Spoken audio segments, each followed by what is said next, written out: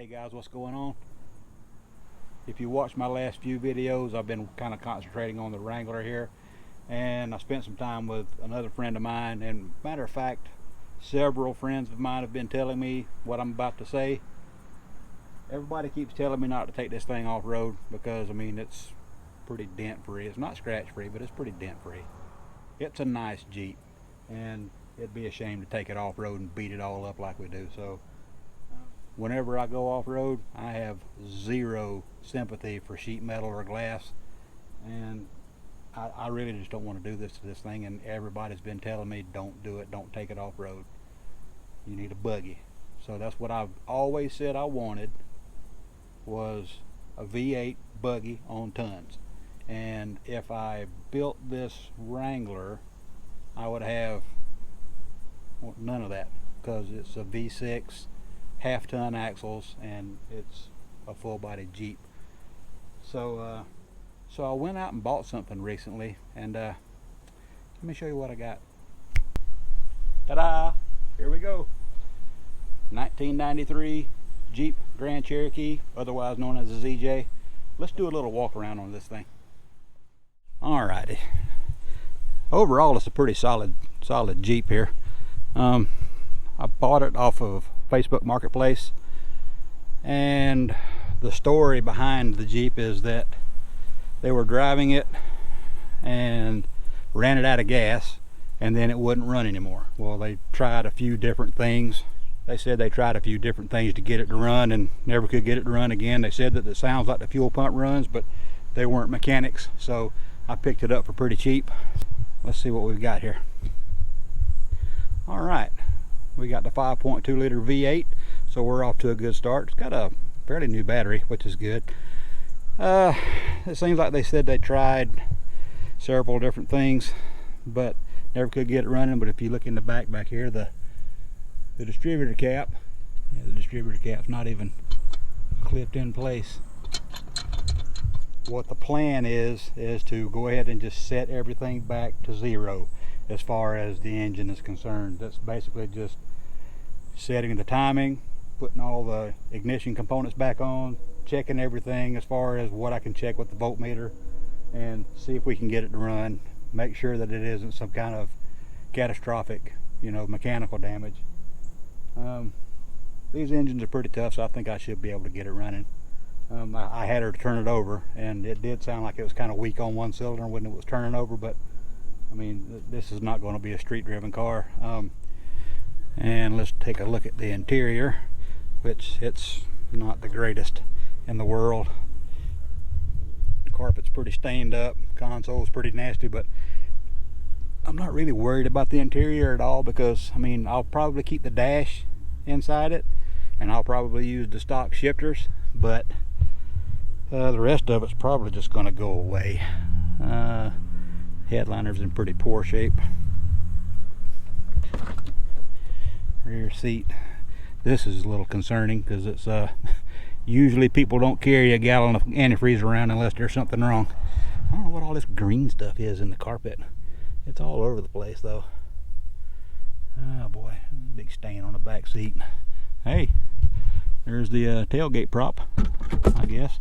Spare tire. Hey, there's a used cigarette. Anybody want one? Well, anyway guys, that's it for the inside. Let's take a look up under it. And we got a trailer hitch up under it, so that's good. Chrysler did have a recall to where they would install a trailer hitch on these things to help protect the gas tank from a rear end collision. But anyway, like I said, we're off to a good start. We got a V8, so it's got really good tires on it. I should be able to sell those, but unfortunately they are on the ugliest wheels I think Jeep ever made. All the body cladding is there. I'm not going to be able to sell some of that stuff, recoup a little bit of my money. Has a Dana 30 front axle, which that will be going away. Everything up under here is just coated with oil. I don't know where that's coming from, but that doesn't give me the warm and fuzzies.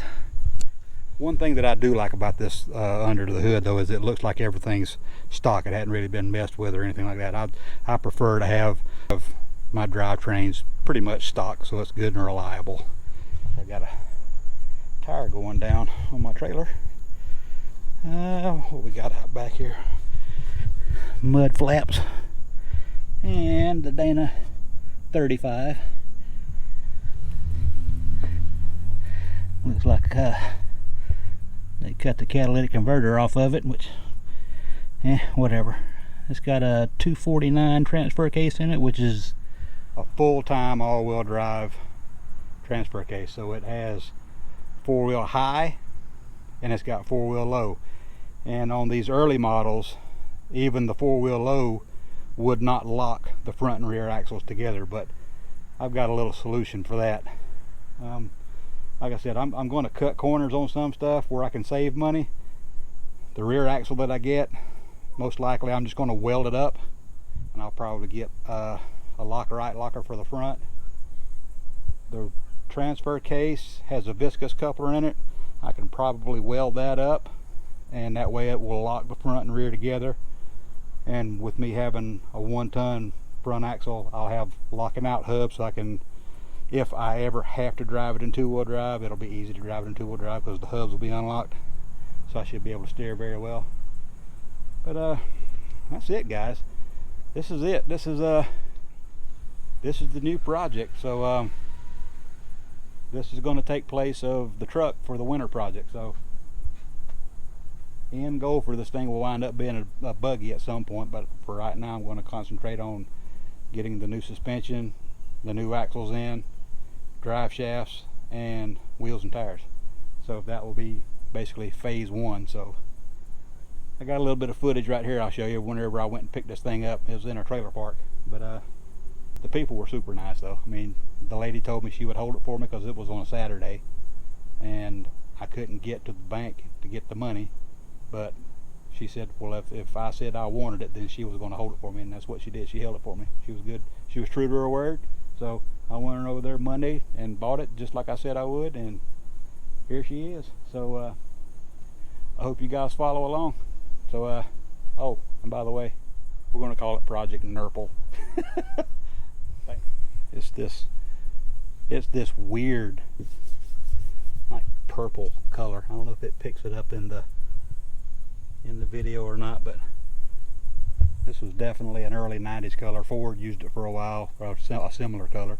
Jeep did. I'm sure some other ones did too. So, but anyway, you know, 90s, we were just getting out of the 80s when everything was wild in the 80s as far as color is concerned. But so this will be the very first Jeep that I've ever started with a street legal vehicle, and completely intend to end up with a non-street legal engine. Plan is tons, which I've already got my front axle. It's a high pinion Dana 60 out of a 78 Ford. I'm going to try to find myself a Sterling 10 1/4, 10 1/2 rear end, whichever one I can find. So then I'll have my ton axles. I'm most likely going to go with Ironman 4x4 fab suspension components. I'm going to cut some corners on this build, but there's also going to be times when I really pay up for something because I just don't want to mess with it again. And Ironman 4x4 fab suspension components are a buy once, cry once kind of thing. So this stuff is really built well, overbuilt in my opinion, but that's good because I can drag it through some of the toughest trails in the southeast, and I don't ever have to worry about that stuff. And before anyone asks, no, I'm not sponsored by him. I'm paying full price for the suspension components that I'm going to be buying. He is friends with a friend of mine, so we are kind of acquaintances, but I don't ask him for any kind of discounts or anything like that. The man has got to make a living, so I feel comfortable giving the man my money because he makes an outstanding product, and it's going to last a lifetime of me owning this thing. I can guarantee you that. But I just noticed something funny whenever I was going to close the hood.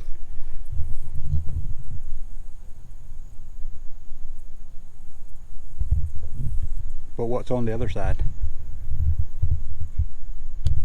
It's got 2 oil caps. I don't know what's going on there. That's not factory. Maybe they got a valve cover from a later model or an earlier model motor. Who knows?